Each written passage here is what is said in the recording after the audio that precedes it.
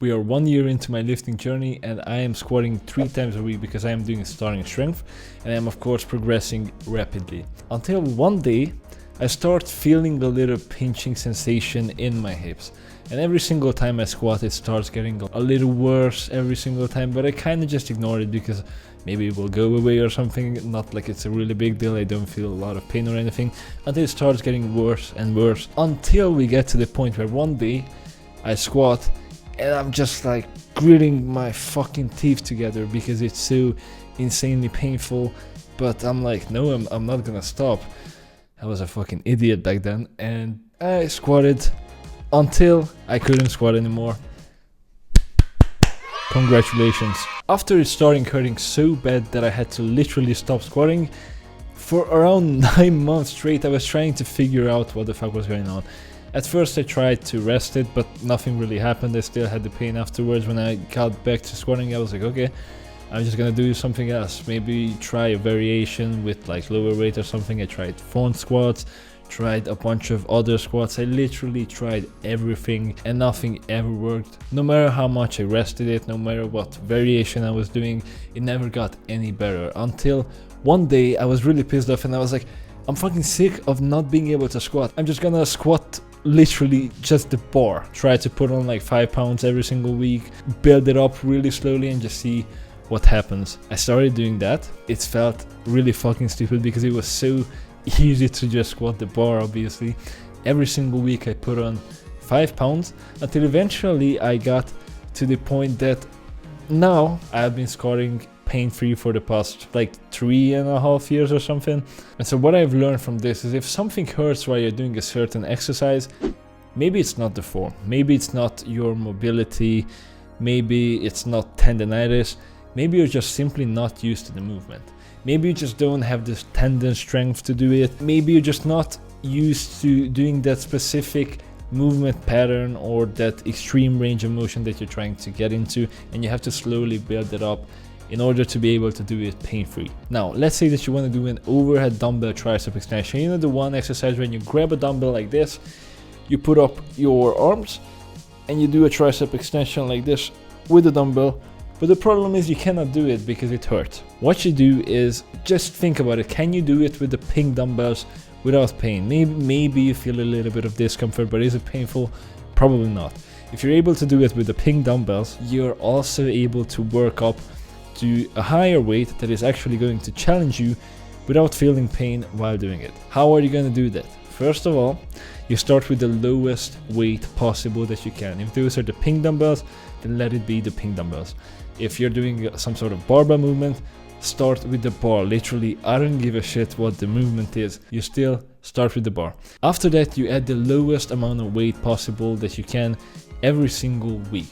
Now, you don't necessarily have to add that every single week. It really depends on how fragile that area is that you want to build up. So for an example, right now I am trying to build up a Jefferson curl, and you know, when it comes to the rounding of the spine, I really don't want to rush that process. So I'm only adding 100, what? I'm only adding 2.5 pounds every single week. Now, if you feel a little bit of discomfort, that is perfectly fine. That is okay. You're probably gonna feel a little bit of discomfort, honestly, but you have to be able to differentiate between discomfort and pain, because those things are not the same. Pain is not a good thing. Discomfort is, let's call it just neutral. If there is discomfort, continue. If there is pain, you know, maybe try to change your technique up a little bit. Just don't wreck yourself, obviously. Now, if you, while starting adding weight, experience more and more discomfort, you know, maybe try to retake the same weight 2 or 3 times if you need to do that, and maybe the discomfort will get lower. If not, again, you have to kind of reassess what your technique is like, and maybe it's not going to work. For me, this has worked every single time so far, but maybe for you it won't. There's literally nothing that will work for everybody, but chances are, if you keep doing this, eventually you're going to be able to do that movement. All of this can seem like a hassle because, oh, who the fuck wants to build up a movement for like 3-4 months straight just to be able to do it pain-free afterwards?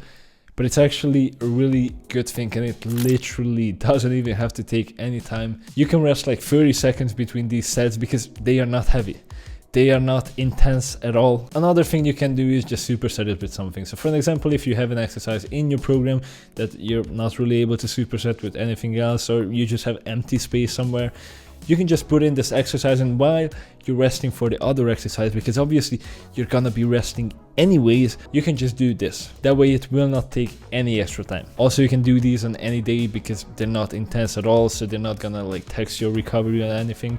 So if you're trying to build up a tricep movement and you have space for it on Monday, but then you're training triceps on Tuesday, just do it on Monday, because it won't matter at all, because it's not gonna be intense at all. And with all of that said, I do not recommend you to just put it alone at the end of your day, because then you're gonna skip it. Okay, so put it in the middle of your day with a superset with something else, and then you're definitely not going to skip it. Now, since building up my squat, I also did this with a bunch of other exercises. This is the way that I got around elbow pain when it comes to tricep exercises, because I used to literally get elbow pain on almost every single tricep exercise. I would only not get pain on push down, so that's what I only did. But you know, I had to do something else, and so I did this with all of the tricep exercises pretty much that I'm doing right now, and guess what, it's working really well.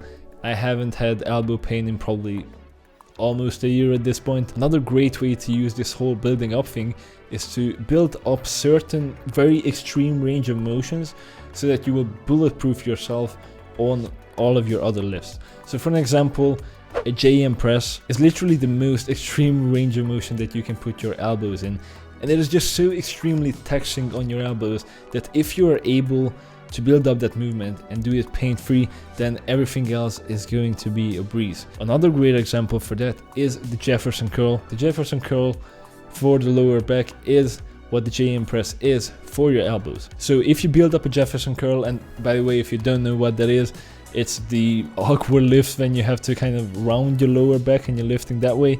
It looks stupid as fuck, but let's be honest, if you build up to a strong Jefferson curl, you're going to completely bulletproof your lower back in the most extreme position possible.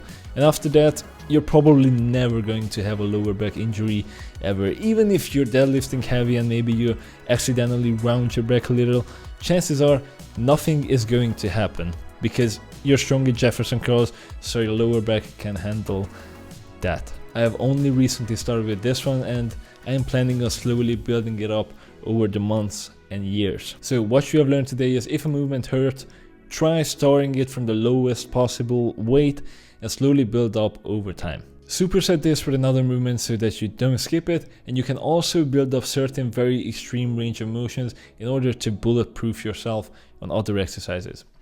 Click here to watch my last video.